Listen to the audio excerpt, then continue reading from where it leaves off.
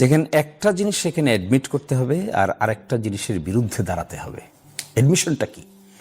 একটা অ্যাডমিশন এখানে করতে হবে যে 5ই আগস্টের পরে একটা বিপ্লবী সরকার গঠন করা উচিত ছিল। আজকের যে সমস্ত অ্যানোমালি দেখা হচ্ছে, এই অ্যানোমালি কোনোটাই আজকে আর হতো না। আমরা আজকে আর্গুমেন্ট করছি কতটুকু সংবিধানের ভিতরে আর কতটুকু সংবিধানের বাইরে। তখন 5 তারিখে যদি রাষ্ট্রপতিও পালিয়ে যেতেন, 5 তারিখে যদি জনগণ চাইতো রাষ্ট্রপতি থাকবে না, নিশ্চয়ই থাকতে পারতো না। কে মধ্যস্থতা করতো? সেনাবাহিনীর প্রধান। কতক্ষণ মধ্যস্থতা করতো? সেনাবাহিনী তো সারেন্ডারই করেছে। করে তখনকার দিনের প্রধানমন্ত্রীকে কিভাবে দেশের বাইরে পাঠিয়ে দিয়ে ড্যামেজ কন্ট্রোল করা যায়, that was done by the সেনাবাহিনী। আজকালকার দিনে সেনাবাহিনীর প্রধানের ওই দিনের ভূমিকাটা, টেলিভিশনটা কথা মনে পড়েন তো দেখি। তিনি জাতির উদ্দেশ্যে ভাষণ দেবেন, আমরা অপেক্ষা করছি, ভাষণ হয় না। আরেকটু অপেক্ষা করছি, ভাষণ হয় না। 3টে বেজে গেছে, ভাষণ হয় না। এই সময় কি করেছেন তিনি? ড্যামেজ কন্ট্রোল করার চেষ্টা করেছেন। রাষ্ট্রের গুরুত্বপূর্ণ ব্যক্তির আগে সেনানিবাসে আশ্রয় নিয়েছে। ছাত্র জনতা যদি বলতো যে না, আমরা রাষ্ট্রপতিকেও চাই না, তাহলে তিনি চলে যেতে বাধ্য হতেন। কোনো অপশন ছিল না। তখন কি একটা ভ্যাকুয়াম তৈরি হইতো না? কিছুই ভ্যাকুয়াম তৈরি হতো না। কিসের ভ্যাকুয়াম তৈরি হতো? পৃথিবীর ইতিহাসে এরকম গণ অভ্যুত্থান যে সমস্ত জায়গায় হয়েছে, সেই সমস্ত জায়গায় সরকার, রাষ্ট্রপ্রধান, সরকার প্রধান সবই পালিয়েছে। ফ্রান্সে হয়েছে এগুলা মিশরে হয়েছে, এগুলো দেখেছি তো আমরা, পৃথিবীর ইতিহাস আছে। কিন্তু সেটা যেহেতু করা হয় নাই, যে কারণেই করা হয় নাই, কারণ তখনকার দিনের সেনাপ্রধান সকল রাজনৈতিক দলের প্রধানদেরকে ডেকে ফেলেছেন ভাষণ দেওয়ার আগেই। কিন্তু ফোন শুরু হয়ে গেছে। মির্জা ফখরুলকে খুঁজতেছেন, ডক্টর শফিককে খুঁজতেছেন, ডক্টর শফিকুর রহমানকে খুঁজতেছেন, সকলকে খুঁজতেছেন। হঠাৎ করে দেখা যাচ্ছে আমাদের আসিফ নজরুল সাহেব ওখান থেকে বসে কথা বলতেছেন। তার মানে কি? এই যে ভাষণটা দিচ্ছেন, একটু পরে দিবেন, একটু পরে দিবেন, একটু পরে দিবেন, ইন বিটুইন একটা কুক আপ হয়েছে এখানে। কিছুক্ষণ পরে দেখা গেছে সবাই গণভবনে মিটিং করতেছে। তো সেই গণভবনে যদি বলতো যে রাষ্ট্রপতি চলে যাবে, কে ফেরাতো? মিলিটারির ক্ষমতা ছিল সেটা? মোটেও না। আমরা দেখি নাই সেদিন মিলিটারির ভূমিকা। আমরা তো রাস্তা থেকে দেখেছি মিলিটারির কি ভূমিকা ছিল। তখন সে কাজটা করা হয়নি কেন? তখন সে কাজটা করা হয়নি কেন? এটা একটা মিস্টেক। এটা হয়তো তখনকার দিনে যারা ছিলেন, রাজনৈতিক দলের বিভিন্ন নেতারা ছিলেন। বিএনপি তো অভ্যুত্থানের পক্ষে শক্তি, জামাত অভ্যুত্থানের পক্ষে শক্তি, এনসিপি অভ্যুত্থানের পক্ষে শক্তি, তারাই তো মেজর রোল প্লে করেছেন। বামপন্থী অনেক সংগঠনগুলো সেগুলোর সঙ্গে যুক্ত ছিল, এটাও স্বীকার করতে হবে। ওই পজিশনে গিয়ে ওই কাজটা না করাটা একটা ভুল হয়েছে। এই ভুলটাকে পরবর্তীতে জাস্টিফাই করার জন্য এখন আপনি যে প্রশ্ন করছেন, এই প্রশ্ন করতে হতো না তো। আপনি এখন প্রশ্ন করছেন রাষ্ট্রপতির কাছে, আপনারা শপথ নিয়েছেন, এখন প্রতিবাদ করেন কেন? আপনি প্রশ্ন করতে পারতেন না? ওনারা যদি রাষ্ট্রপতির কাছে শপথ না নিতেন, শহীদ মিনারে শপথ নিতেন, পার্লামেন্টের দক্ষিণ প্লাজায় শপথ নিতেন, তাহলে তো এই প্রশ্ন আপনি করতে পারতেন না। এখন আপনি প্রশ্ন করার সুযোগ পেয়ে গেছেন। এই সুযোগের প্রেক্ষিতে এখন এসে যে ওয়াকআউট করছে, আমরা ভেবেছিলাম বিএনপি তো 2/3 মেজরিটি, এখন রাষ্ট্রপতিকে অভিশংসন করার মতো যথেষ্ট আইনগত ভিত্তি তাদের সামনে আছে। মাঝখানে রাষ্ট্রপতিকে সরানোর 2-3বার অ্যাটেম্প্ট হয়েছে। তিনি নিজেই সাক্ষাৎকার দিয়ে বলেছেন যে বিএনপির কারণে আমাকে সরাইতে পারে নাই, হুইচ ইজ ট্রু। বিএনপি সেটা স্বীকার করে যে আমরা সরাইতে দেই নাই। ইউনূস সরকারও চেয়েছিল, অন্যান্য রাজনৈতিক দলও চেয়েছিল, শুধু বিএনপি চায় নাই। এই কারণে রাষ্ট্রপতিকে সরাইতে, কেন? সাংবিধানিক শূন্যতা তৈরি হবে। তো এখন কি সাংবিধানিক শূন্যতা তৈরি হবে? এখন তো ওনারা একজন রাষ্ট্রপতি দিবেন, ওনাকে খালি সিগন্যাল দিলেই তো হয়। রাষ্ট্রপতি নিজেই তো দিন সাক্ষাৎকারে বলেছেন আমি ততক্ষণ থাকবো যতক্ষণ অমুক সরকার আমাকে চাইবে। তো উনি না চাইলে তো উনি চলে যাবে। কি একটা বিব্রতকর অবস্থা তৈরি হয়েছে দেশে। দেখেন, একটু আগে দেখাচ্ছে রাষ্ট্রপতি ভাষণ দিচ্ছে জয় বাংলা, জয় বঙ্গবন্ধু, একটু পরে রাষ্ট্রপতি ভাষণ দিচ্ছে বাংলাদেশ জিন্দাবাদ, আর আমরা সব পার্লামেন্টে বসে এটা হাত চাপড়াচ্ছি। এটা দেখতে লজ্জা হয় না? এম্বারাসমেন্ট হয় না? রাষ্ট্রের সর্বোচ্চ প্রধান, রাষ্ট্রের 1 নম্বর ব্যক্তিত্ব তিনি, তার মধ্য থেকে এই সমস্ত বৈপরীত্য দেখলে একজন শিশুরও তো লজ্জা হয়। তাহলে বিএনপি এটা সেটেল করে না কেন? বিএনপি তো উচিত এটা সেটেল করে ফেলা। নাকি বারবার দেখবে? কদিন পরে আবার অধিবেশন হবে না, আবার বক্তব্য হবে না, আবার একই প্রশ্ন আসবে না, চলতে থাকবে তো। আমি মনে করি বিএনপি যদি সত্যিকার অর্থে প্রপার পলিটিক্স এখানে করতে চায়, রাষ্ট্রপতির ভাষণের মজা নেওয়ার দরকার নাই। উচিত হলো তাদের কি, যেহেতু তাদের এই ক্ষমতা জনগণ এখন দিয়েছে, 2/3 মেজরিটি তাদের আছে, অভিশংসনই বলেন। আমার তো মনে হয় অভিশংসনের কিছু করার দরকার নাই। শুধু গিয়ে একবার রাষ্ট্রপতির সাথে সাক্ষাৎ করে বললেই হবে যে আপনারও এম্বারাসমেন্টের দরকার নাই, আমাদেরও এম্বারাসমেন্টের দরকার নাই, আপনি রিজাইন করে যান, আমরা নতুন করে আরেকজনকে রাষ্ট্রপতি বানিয়ে দিই, তাদের লোকই রাষ্ট্রপতি বানিয়ে দিই, সমস্যা কি? এই এম্বারাসমেন্টটা বারবার যদি তারা দেখতে চান, তাহলে তাদের জন্য এম্বারাসিং হবে। কারণ আপনি গতকালকের রাষ্ট্রপতির ভাষণকে কেন্দ্র করে অনলাইনের প্রপাগান্ডাগুলো দেখতে পাবেন। অতীতের সব ভিডিওগুলো আবার আসছে, যেখানে রাষ্ট্রপতি বলতেছেন কার পায়ে ধরতেছে, সালাম করার জন্য অপেক্ষা করতেছেন, কিন্তু পা আর খুঁজে পান না। সেই রাষ্ট্রপতি এখন এসে বলতেছেন ফেসিস্ট সরকার ছিল। এগুলো শুনতে ভালো লাগতেছে আমাদের? এই জন্য আমি মনে করি সকলের এম্বারেসমেন্ট দূর করে দেওয়া দরকার। বিএনপির সামনে এসেছে সুযোগ, তারা এই সুযোগটা কাজে লাগাক, রাষ্ট্রটাকে প্রপার ট্র্যাকে নিক। রাষ্ট্রপতিকে আমরা সম্মান করতে চাই, রাষ্ট্রপতিকে নিয়ে আমরা হাসাহাসি করতে চাই না, যে দলের রাষ্ট্রপতি হোক।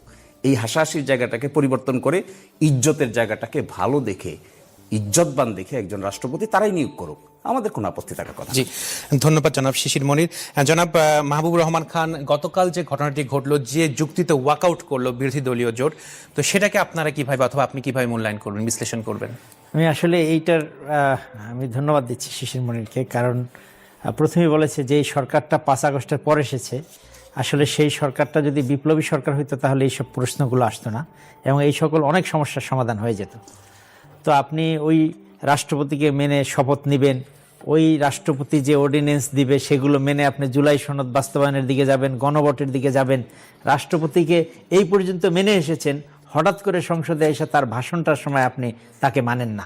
তাহলে আপনি বলেন যে এই যে গণভোট, যে আমরা যে জুলাই সনদের কথা বলি, সেটা গ্রহণ করার যে অধ্যাদেশ সেটা কে দিয়েছে? উনি তো দিয়েছেন। 133টা অধ্যাদেশ জারি হয়েছে, সেগুলো তো সব উনি দিয়েছেন, সেগুলো তো সব এই সরকারের পক্ষেই, বিগত সরকারের পক্ষেই। তো একটা অবৈধ লোক, তার দ্বারা আমরা অধ্যাদেশ দিয়ে আমরা সব অবৈধ কাজ করলাম, আমাদের কাজের বৈধতা নিলাম, এখন এসে আমরা বলতেছি না আমরা এর মানি না। শেষ দিন এসে হ্যাঁ এটা ভালো যে কথা বলছে, অভিশংসনের প্রক্রিয়াটা কি সংসদ গঠনের আগেই কি অভিশংসন করবে? 2/3 মেজরিটি তো সংসদ গঠন হয়েছে। এখন আমার মনে হয় দেখা উচিত ছিল, বোঝা উচিত ছিল রাষ্ট্রপতির যে বক্তব্য, আমাদের যে বর্তমান সরকারটা আছে, এই বিগত সময়ে যেটা ছিল সেটা তো সত্যিকার অর্থেই আমরা যদি বলি কিছু সাংবিধানিক বিষয় তারা মেনেছে, কিছু অসাংবিধানিক পথে গেছে, কিছুটা নিয়মের মধ্যে ছিল, কিছুটা অনিয়মের মধ্যে ছিল, এটা অস্বীকার করার কোনো উপায় নেই, একটা হজবরলা সরকার ছিল। তো সেই প্রেক্ষাপটে এই বিএনপিকে একেবারে একটা জায়গায় নিয়ে আসা, যে শূন্যতা তৈরি হয়েছে ঠিক আছে, কিন্তু শূন্যতাটাকে একেবারে ব্যাপক শূন্যতা তৈরি করার মতো জায়গাটা যদি হইতো, এই অধ্যাদেশগুলো জারি করার জন্য তো একটা রাষ্ট্রপতি লাগতো, তখনও তো একটা রাষ্ট্রপতির প্রয়োজন হইতো। তো এখন এই প্রক্রিয়াগুলো, আমাদের স্পিকার নাই, ডেপুটি স্পিকার নাই, এই যে সংসদের যে বিভিন্ন প্রক্রিয়াগুলো হতো, এইখানে আপনি দেখেন এই যে সংসদ সদস্যরা যে ওত নিছে, সেখানেও তো প্রক্রিয়াগতভাবে যেভাবে নেয়ার কথা সেটা সঠিক প্রক্রিয়াতে হয়েছে, কিন্তু যার করানোর কথা ছিল সে কিন্তু করাতে পারে না, কারণ আমাদের স্পিকার অলরেডি পদত্যাগ করছে। এই স্পিকার নিয়ম হচ্ছে পূর্ববর্তী সংসদের স্পিকার, পরবর্তী যে সংসদ তাদেরকে ওত পড়ান, তারা এই সংসদ অধিবেশনের থাকবে। কিন্তু আমাদের স্পিকার যে নির্বাচন হইলো সেই প্রক্রিয়াটাও কিন্তু গতানুগতিক প্রক্রিয়াতে হয় নাই। সেখানে প্রথমে একজনকে দায়িত্ব দেওয়া হলো, তারপরে সে সেই অধিবেশনে সভাপতিত্ব করলো, তারপরে স্পিকার ডেপুটি স্পিকার নির্বাচিত হইল। তো সাংবিধানিক যে প্রক্রিয়া সেটা পুরোপুরি মেনেই যে গতকালকে পর্যন্ত বা এই সংসদ বসা পর্যন্ত হয়েছে, বিষয়টা সেরকম না। তো এই যে ভুলগুলো, এটা এখন বিএনপির দিকে ঠেলে দেওয়া হচ্ছে এককভাবে। তো আপনি যদি বলতেন যে আমি রাষ্ট্রপতিকে চাই না, তাহলে 5 আগস্টেই বলা উচিত ছিল যে না, আমি এই সরকারের কোনো অংশটাই আমি মানি না, আমি শহীদ মিনারে যাব, শহীদ মিনারে গিয়ে আমি এই বিপ্লবী সরকার হিসেবে শপথ নিব, ওই সরকার কোনো লেশপেশ রাখবো না।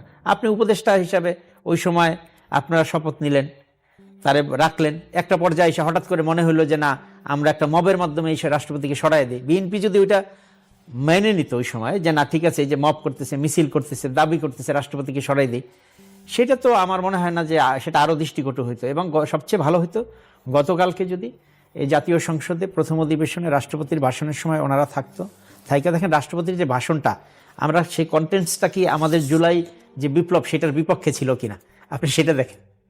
উনি যা বলেছেন সব তো জুলাইয়ের পক্ষেই বলেছেন, জুলাইয়ের বিপক্ষে তো উনি কিছু বলেন নাই। তো উনিও যদি থাকতেন, থেকে এখানে ওনাদের বক্তব্য এখানে যেটা দেওয়ার সেটা দিতেন, পরবর্তীতে যে অভিশংসন প্রক্রিয়া নিয়ে কথা বলতেন, সেটা আমার মনে হয় অধিক সৌন্দর্য এবং মানে বেশি গ্রহণযোগ্য হতো। এখন ট্রোলের যে বিষয়টা, বিভিন্ন পর্যায়ে আসিফরা যে এই রাষ্ট্রপতির পাশে দাঁড়ায় নাহিদরা শপথ নিয়েছে, সেটাও তো ট্রোল হচ্ছে। এটা তো হবেই, কারণ আমাদের বিগত সময়টা আমরা প্রপারলি আইন মেনে করতে পারিনি। সুতরাং এই জায়গাটায় বিএনপি আমার মনে হয় অপেক্ষা করা উচিত। যেমন ধরেন নির্বাচনের পূর্বে বলা হয়েছিল যে জাতীয় পার্টিকে নিষিদ্ধ করা হোক। একটা রাজনৈতিক দলকে নিষিদ্ধ করার তো কোনো মানে গ্রহণযোগ্য পদ্ধতি না। জামাতকে নিষিদ্ধ করা হয়েছিল, আমরা তখনও সমর্থন করি নাই। এখন জাতীয় পার্টি দেখেন এই জাতীয় নির্বাচনের পরে, গত নির্বাচনের পর অটোমেটিক নিষিদ্ধর পর্যায়ে চলে গেছে। তারা বাংলাদেশে এখন একটা গুরুত্বপূর্ণ কোনো পার্ট হিসেবে না, একটা রাজনৈতিক দল হিসেবে আমি মনে করি নিষিদ্ধর থেকে বেশি কার্যকরী পদ্ধতিতে তারা মানুষের কাছে বাংলাদেশের গ্রহণযোগ্যতা হারিয়েছে এবং একরকম কার্যত তারা নিষিদ্ধ হয়ে গেছে। আর ওইভাবে যদি আইনি প্রক্রিয়ার মাধ্যমে বা সরকার কোনোভাবে এটা তাদেরকে নিষিদ্ধ করতো তাহলে বরঞ্চ জাতীয় পার্টির গ্রহণযোগ্যতা থাকতো। সুতরাং এই রাষ্ট্রপতির যে বিষয়টা বা জুলাই সনদের বিষয়গুলো আমার মনে হয় অপেক্ষা করা উচিত, বিএনপির দিকে তাকায় থাকা উচিত যে তারা কি করে। জি হ্যাঁ, ধন্যবাদ জনাব মাহবুবুর রহমান খান। জনাব খান বলছিল যে অপেক্ষা করা উচিত, আসলে আপনারা অপেক্ষা করবেন কিনা, বিরোধী দলীয় জোট অপেক্ষা করবে কিনা? করতেই তো হবে। এটা তো সরকার নির্বাচিত হতে 5 বছরের জন্য, একদিনের সংসদ তো আর সংসদ না। আমি মাহবুব ভাইয়ের একটা কথা শুধু এখানে বলছি, যে বলছেন যে তখন কেন বিপ্লবী সরকার গঠন করা হয়নি বা সকল বিপ্লবী সরকার গঠন করলে এগুলো হতো না। তো সেই সিদ্ধান্তের ভুল যদি হয়ে থাকে তার এক অংশের দায় দায়িত্ব বিএনপির আছে না? Didn't the BNP participate in the decision making? সরকারটা কেমন হবে? আমার তো মনে আছে আমি একটা স্কাইপ মিটিংয়ে অংশগ্রহণ করেছিলাম, সেখানে যখন জাতীয় সরকারের প্রস্তাব দেওয়া হয়েছিল ওনাদের একজন হাই আপ নেতা ইনস্ট্যান্টলি রিজেক্ট করে দিলেন, জাতীয় সরকারের রাজি না। শুধু তাই না, বঙ্গভবনে যে মিটিং ফার্স্ট হয়েছে সেখানে বিএনপির উচ্চ পর্যায়ের নেতৃবৃন্দরা হাজির ছিল। সেখানে কি ধরনের সরকার গঠিত হবে তার দায় দায়িত্ব যদি ছাত্রদের উপর চাপাইতে হয়, জামাতের উপর চাপাইতে হয়, বর্তমান এনসিপির উপর চাপাইতে হয়, তার বড় দায় দায়িত্ব বিএনপির ঘাড়েও নিতে হবে, কারণ they were the participants in the decision making process. এখন বললে হবে না যে খালি ছাত্ররা ভুল করেছে, ভুল করলে বিএনপিও করেছে, ভুল করলে অভ্যুত্থানের সকল শক্তিই করেছে। আর অপেক্ষা কেন করতে হবে না? ডেমোক্রেটিক পলিটিক্সে 5 বছরের জন্য নির্বাচিত হয়েছে বিএনপি। বিরোধী দলকে 5 বছর রাজনীতি করতে হবে, জনস্বার্থের কথা বলতে হবে। এই জনস্বার্থের কথা বলে কি ধরনের ভূমিকা তারা এখানে পালন করছে, ভবিষ্যতে তাদেরকে মানুষ সাপোর্ট করবে কিনা, এই ভূমিকার উপর নির্ভর করবে মানুষ তাদেরকে কি পরিমাণ ট্রাস্ট এবং কনফিডেন্স গ্রো করবে তাদের উপরে। এই জন্য তাদেরকে যৌক্তিক সমালোচনাও করতে হবে, ভালো কাজের অ্যাপ্রিসিয়েশনও করতে হবে। আমি বারবার তো এটা বলি, ওনারা ফ্যামিলি কার্ড দিয়েছেন, এটা মাস্ট বি রেসপেক্টেড, এটাকে আমরা সকলেই প্রেস করতে হবে। আবার অ্যাট দ্য সেম টাইম সংবিধান সংস্কার সভার শপথ নেন নাই, এটাকে ভয়ানকভাবে তিরস্কার করতে হবে, কারণ তারা তাদের ট্রাস্ট এবং কনফিডেন্সের জায়গা থেকে সরে গিয়েছেন। এই জায়গাটা বারবার বলতে হবে, দিস ইজ দেয়ার প্রবলেম। আবার অ্যাট দ্য সেম টাইম জনকল্যাণে কাজ করছেন, আমি শুনেছি 16 তারিখ তারা খাল খনন কর্মসূচি উদ্বোধন করবেন, এটাকে প্রেস করতে হবে। This is good work, so we have to praise the good work, at the same time we have to reject the bad work. Bad ওয়ার্কটা কি? আপনি রাষ্ট্রপতি জুলাইয়ের পক্ষে কথা বলতেছেন, আপনি এখানে বসে থেকে আমি দেখলাম বিএনপি দলীয় মন্ত্রী এমপিরা টেবিল ছাপড়াচ্ছে যখন ফেসিস্ট বলে গালি দিচ্ছে। বাহ, এই যে একটা এম্বারেসমেন্ট, এই সেই জায়গায় কি জামাত থাকতে পারতো না? না, কেন থাকবে সেটাই? বিএনপি রাষ্ট্রপতি বলেছেন তাকে রাখার ক্রেডিট হলো বিএনপি, বলেন রাষ্ট্রপতি তার সাক্ষাৎকারে, সে নিজেই তো রাজসাক্ষী, সে নিজেই বলে দিচ্ছে যে আমি থাকতে পারতাম না যদি অমুক অমুকরা আমাকে সাপোর্ট না করতেন। তাহলে এর মাঝখানে এই রাষ্ট্রপতি কি চায় না বিএনপি ছাড়া অভ্যুত্থানের জামাত বলি, এনসিপি বলি, যারা এর বিরোধিতা করেছে সেই বিরোধিতাটা এসে সর্বশেষ প্রসিজুরাল বিরোধিতায় পরিণত হয়েছে সংসদ। এর আগ পর্যন্ত তো রাষ্ট্রপতিকে সামনে পায় নাই, যা কিছু বলেছে পত্রপত্রিকায়, যা কিছু বলেছে নিয়মতান্ত্রিকভাবে তো সামনে নাই। নিয়মতান্ত্রিকভাবে প্রথম সামনে এসেছে যেদিন তিনি ভাষণ দিবেন সেই দিন। এই ভাষণের জায়গাটা ওনার মুখ দিয়ে এই উপদেশ শুনতে হচ্ছে, কে দুর্নীতিতে চ্যাম্পিয়ন হয়েছিল, কারা 2001 সালে দুর্নীতিতে চ্যাম্পিয়ন করে দিয়ে গিয়েছিল। বিএনপি তখন 2001 থেকে 6 সালের যে সরকার ছিল, ওখানে তো আমরাও পার্ট ছিলাম, ওই পার্টের সরকারে আগের সরকারের দুর্নীতির চ্যাম্পিয়নশিপের ক্যারিকেচার বহন করেছে এবং এখানে এসে কিভাবে গণতন্ত্রের উত্তরণ হয়েছে, 1400 লোক মৃত্যুবরণ করেছে, ফেসিস্ট বলে গালি দিচ্ছে সরকারকে, আগের সরকারকে। আর সেই রাষ্ট্রপতির ভাষণ এখানে বসে বসে শুনতেছি। আমার মনে হয় এইটা শুনতে বিএনপির কাছে কেমন লাগে আমি জানি না, তবে রাষ্ট্রপতির জায়গাটাকে যদি ট্রাস্ট ওয়ার্থি ক্রেডিবল রাখতে হয় তাহলে সত্যিকার অর্থে ক্রেডিবল লোককে ওখানে বসাইতে হবে, কারণ এটা সম্মানের জায়গা, এটা কিন্তু যুক্তিতর্কের জায়গা না। সব অঙ্গ ফেল করে গেলে রাষ্ট্রপতি ইজ দ্য শ্রেষ্ঠ পয়েন্ট। ওখানে আমরা একটা মিসট্রাস্টে ভুগতেছি। আমার ধারণা, আমি অনুরোধ করব, আমার ভাই এখানে আছেন, দ্রুত, ঠিক আছে প্রথম অধিবেশনে পারেন নাই, বাকি সময় যে সময়টুকু আছে টক টু দি, আচ্ছা বলেন প্রাইম মিনিস্টার বিদেশ যাবে, এসে রাষ্ট্রপতিকে রিপোর্ট করতে হবে না? কি বলবে যে এই রাষ্ট্রপতিকে, এই প্রাইম মিনিস্টার এই রাষ্ট্রপতিকে কি রিপোর্ট করবে, কিভাবে রিপোর্ট করবে, কি কনভারসেশন হবে সেখানে? একটা চক্ষু লজ্জা বলতে কিছু নাই মানুষের? যে লোক একটু আগে মানে আমাদের সবাইকে এই দেশ থেকে তাড়িয়ে দিয়ে যে কথা বলেছে আর এখন যে কথা বলতেছে 180 ডিগ্রি অ্যাঙ্গেলে লোকটা পোল্ট্রি বেড়ে দিল। এই পোল্ট্রিওয়ালা লোকটাকে আমরা এখানে রেখে সবাই কমফোর্টেবল? হচ্ছে না। ট্রাস্টের জায়গাটা একটু শেকি হয়ে গেছে। পুরাটাই শেকি হয়ে গেছে। আপনি জুলাই অভ্যুত্থানের পক্ষের শক্তিদের মধ্যে যতই যে বিতর্ক করুক না কেন, আন্তরিকভাবে একটা লিঙ্ক তো তাদের মধ্যে আছে। সেটা কি? তারা জুলাইকে রেসপেক্ট করে, সকলেই জুলাইকে রেসপেক্ট করে। এই কমন জায়গা তো আছে। এই কমন জায়গাটার মধ্যে ফাটল ধরতে হবে কেন রাষ্ট্রপতির ইস্যুতে? না দেখে বরঞ্চ রাষ্ট্রপতিকে যদি তারা সরিয়ে দেন, কিংবা তাদের উপদেশ ছাড়া তো চলবে না, 2/3 মেজরিটি আছে, শুধু আকার ইঙ্গিত দিলেই রাষ্ট্রপতি থাকবে না। এই অধিবেশনে পারেন নাই, পরের অধিবেশনে যদি করেন তাহলে পরাজয় হবে না, বরং রাজনীতিতে দীর্ঘস্থায়ী বিজয় হবে বিএনপি।